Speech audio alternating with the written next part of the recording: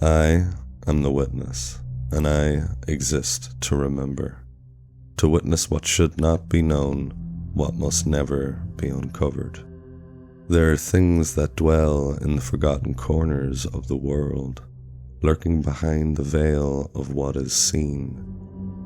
This is the story of Margaret Lorne, a writer whose pen was her greatest weapon, and yet it was the one thing that would destroy her.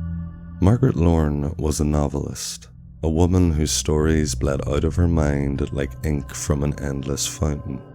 She could write anything, gripping thrillers, heart-wrenching dramas, mysteries so intricately woven they left readers gasping. Her talent was undeniable, her career on the rise. But soon, her writing began to change. It was subtle at first, a flicker of doubt as she typed her words, a shift in the way the letters formed, as though they were not hers to control. She didn't think much of it. Every writer had their moments of doubt, but when she finished her latest manuscript, something felt off. It was the pages. The words had a life of their own, shifting as though the story was alive, breathing, changing with every turn. She read through the manuscript confused, her own thoughts blending with the ones on the page. They didn't make sense, but they felt real. And then came the dream. Margaret dreamed of a dark room. There were no walls, no floor, only the cold, empty void surrounding her. The only thing in the room was a desk, and on that desk a quill and a blank page. The quill hovered in the air as if held by invisible hands. She watched as it began to write, the ink flowing across the page, forming strange, twisted words. But the ink never dripped from the quill. It only seemed to appear fully formed, as though the page itself was writing. And then the words began to twist, curling into shapes, distorted, broken. Margaret reached forward to stop it, but her hands passed through the page as if it wasn't there. She couldn't stop it. She couldn't wake up. When she awoke, she found her hands covered in ink, though she hadn't touched a pen.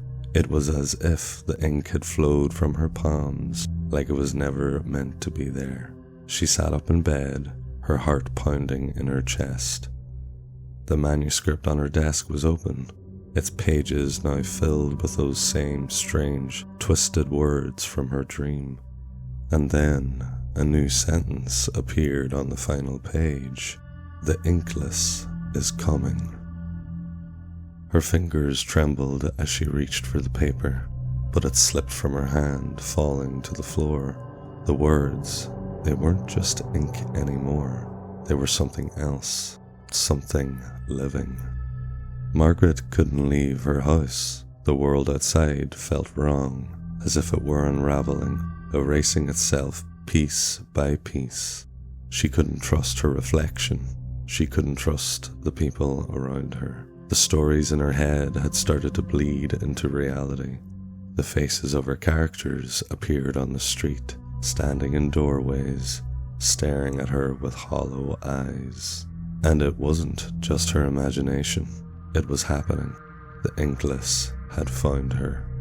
They were the characters, the ones she had created and then abandoned. They were trapped in the pages, desperate to break free, and they had learned how. Now they were coming for her, and there was nothing she could do to stop it.